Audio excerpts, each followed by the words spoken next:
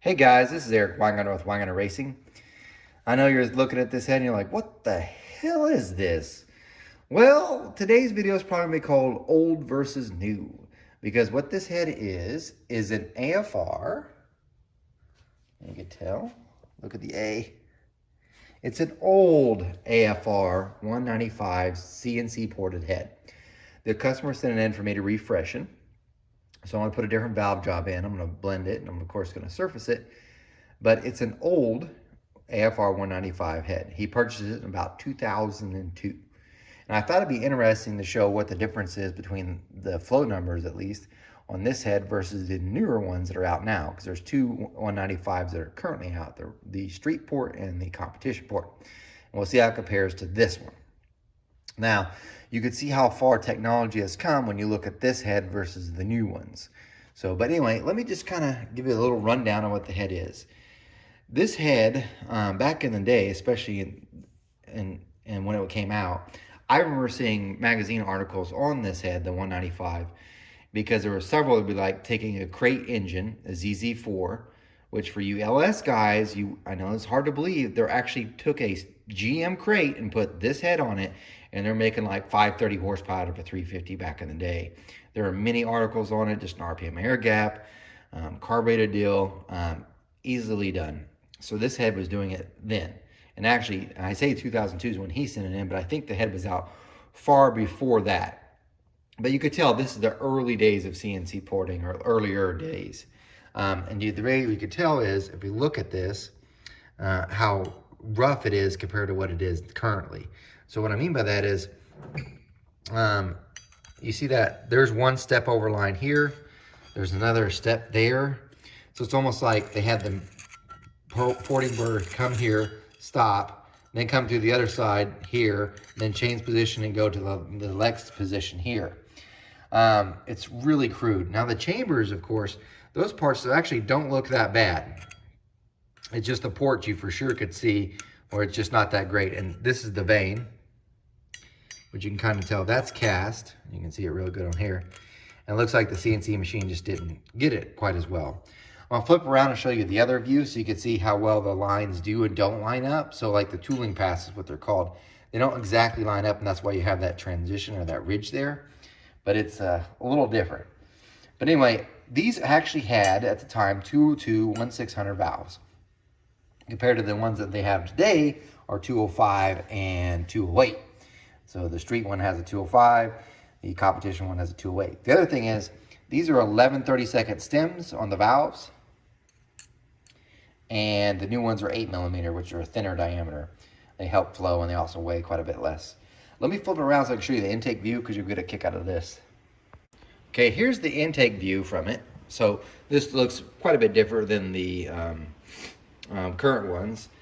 The openings themselves have less corner radius than the new ones do. But you can also see, again, there's another transition for a tool path here, because the lines aren't lining up. And you want to see how for sure is looking at the roof. So let me just squat down here and I can show you for sure. See this line that goes down it? Look at the path. It's off just a smidge when it crosses right there. And you can see it. They just skid off just a little bit.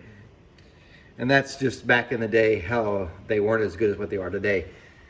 Definitely in the CNC programs today, they can get them where like there looks like there's been no transition in tool pass, like the machine never changed positions. But this one for sure, you could kind of tell. So that's a little interesting thing to me. You can tell how old these are. And if you might find these out there, they're a very good head. So when you look at the flow numbers, I'm gonna tell you, very good head. Still, even to this day. And there's got some interesting things with it that I wish, this is the reason, one of the most things I wish I had a dyno, because I'd be really curious to compare the horsepower from this one versus the AFR 195 street. The competition one, I'm fairly certain will destroy it, but I don't know about the street.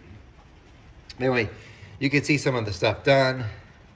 AFR themselves might have been casting their own heads at this point, but let me show you the exhaust port, because that is dramatically different.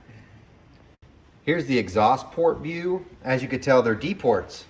And I actually do like D ports, so I don't have anything wrong with them at all. But the current ones are much larger exits, so they're bigger exits here, and they're also squared. with a lot of corner radius.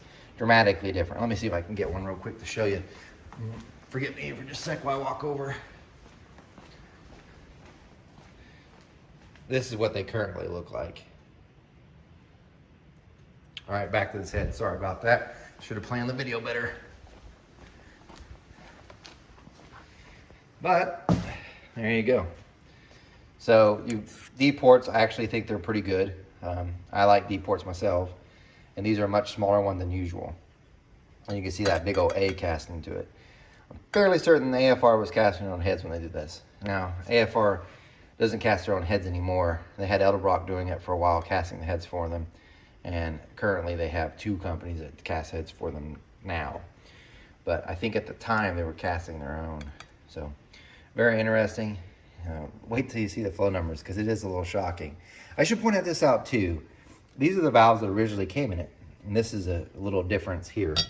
So besides being 11/32 stem, this intake valve has no back cut. So it's just got its 45 degree. That's where it sits on the seat. It has no back cut. For those who don't know what it is, a back cut is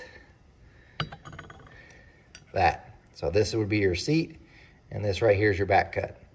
That back cut right here, when added to a valve, helps low lift flow because it helps the transition of air out and around the valve job. So it does make a difference, not just in flow, but in horsepower too. They didn't have them then. The new ones do. So all the new AFRs do have it. The weird part is the exhaust valve.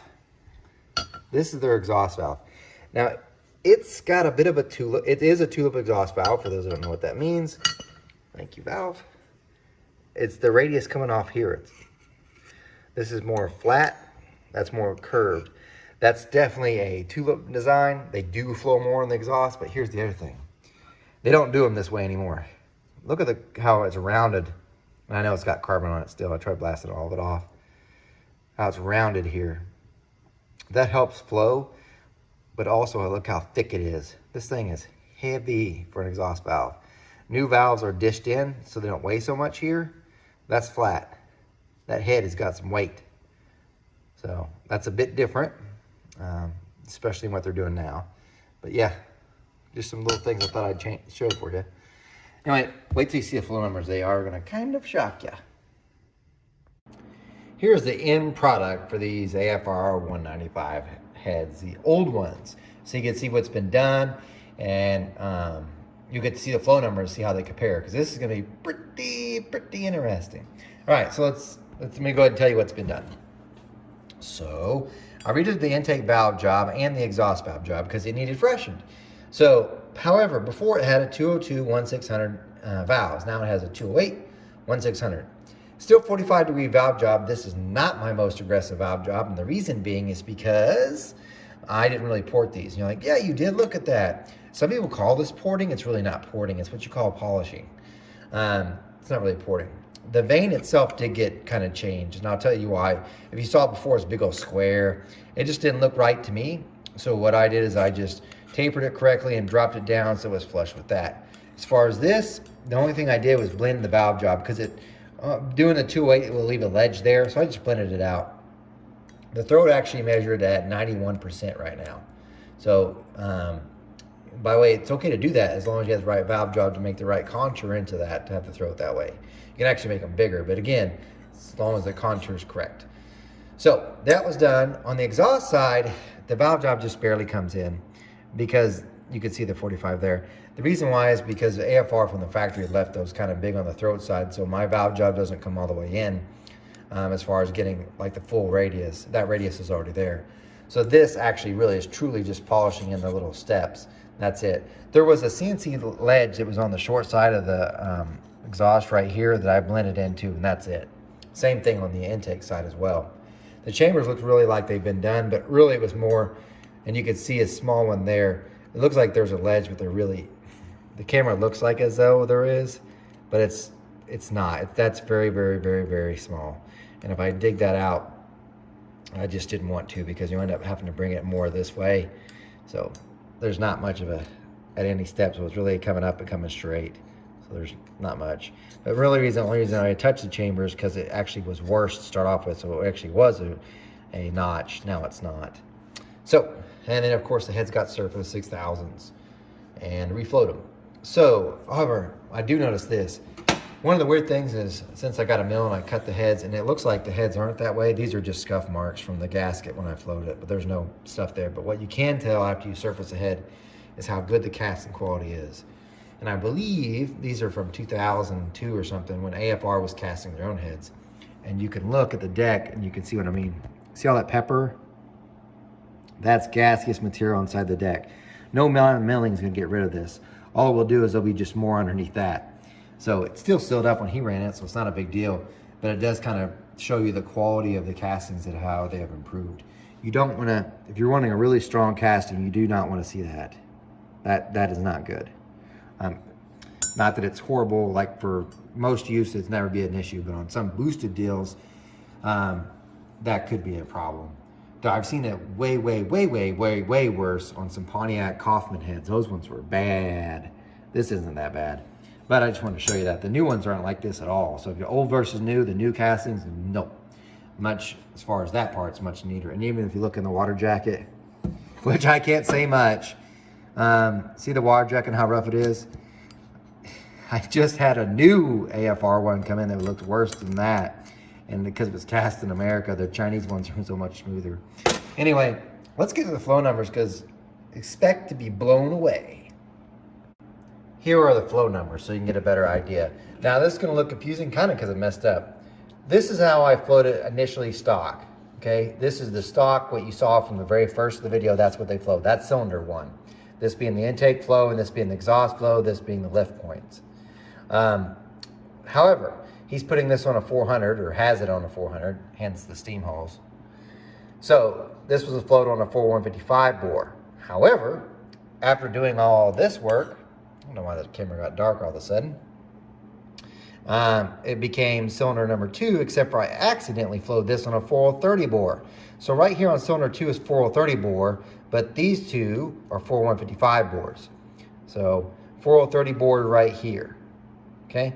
But just comparing those from stock, even on a smaller bore and all of this stuff being done, you look at 400, look at 300 gains 10 CFM, 400 gains 7. I mean, it's gained there, it gains everywhere. And the exhaust side, not so much, but again, this is a much smaller bore. They're almost identical. But just to give you an idea, this would be the apples to apples comparison. Cylinder 1 to cylinder 3 is the exact same bore, and then you can see the difference. It gained 20 something CFM there at 200. Looks like 12 CFM there at 3, and about 10 there at 4. And it pretty much gains everywhere. But here's something interesting. On the smaller bore at 600 valve lift, it actually flows more than on the bigger bore. And there's some spots where they're trading back and forth. The exhaust flow was actually the biggest gainer on the bigger bore. It picked up quite a bit. So that's some interesting information for you. So anyway, that's before, that's after. This is actually after on a 430 bore. Now, it's kind of good that I did that because of this. I wanted to show you what a brand new out of the box AFR Street Port 195 flows. So that's going to be this, and it was flowed on a 4030, so now I can do an apples to apples comparison on that. So here we go. So this will be old versus new. So there we are. Okay, cylinder 2 right here. This is the this one right now on a 4030 bore. All done, 4030 bore. This is a brand new, out of the box, Street Port 195. Well, let's just go through them. It's about the same at 1. The Street Port, the new one, beats it by about 8 CFM there. They tie exactly at 300. At 400, it's 1 CFM better. It's quite a bit better there at 5. At 6, the old one beats it by 5. And then at 7, the old one beats it again. And looks like it starts getting back to the Street Port beating it there. The exhaust side, the story is a little bit different here, because if we look, new beats it, and it's old. The old exhaust port's better, D port. As far as flow-wise, it crushes it. Intake port, it's relatively close. There's some spots where it's beating it. The old port is currently in this configuration. So, why do I say that? Because if you have these heads, don't be like an iPhone user. We're like, ah, man, the new product's out. Got to get it. It's automatically going to be better. These actually, you clearly, with minimal amount of work and less money, can be made as good as these. Now, these are just flow numbers, and that doesn't mean everything. Because I will say the new chamber is far superior to this. So there's, for getting flow numbers, the new chamber is going to gain more power, even if it flows less. It's just a better chamber design. However, the exhaust port on this, I like this design better, and I didn't import it at all. So I think that's better. I would be very curious to see if this actually, if we were to dyno this versus, right now, versus a street port, how close they would be. Because part of me says this actually will make more power. But it'd be interesting to see. Because the chamber design, definitely I give to the new one. I like this intake port better than the new one. So I like the old versus new. I like the old exhaust port better. It'd be very interesting to see. Now, the next thing you're also thinking is, well, how does this compare to the competition 195? Because AFR's got a street port and it's got a competition. How far off is that? Well, I've got that one. That is this. So here's our AFR 195 competition. Here's where we are now. If you look, the competition's beating it. The new one's beating it there at 1, beating it pretty good there at 2. It's not. It looks the old is beating it at 3. The old is beating it at 4, and then it's not. The competition one there is like way better by 10 CFM at 5, almost 15 CFM at 6, and oddly enough at 7, the old one takes over again. So, and then the exhaust side, even the exhaust side of the competition port's much better than this. So I know for a fact the AFR 195 competition will beat this for horsepower. However, it's also much, much more expensive. It's way cheaper to do this. So anyway, hopefully that gives you guys something to think about. You know, you've always wondered, is the new stuff really better than the old stuff?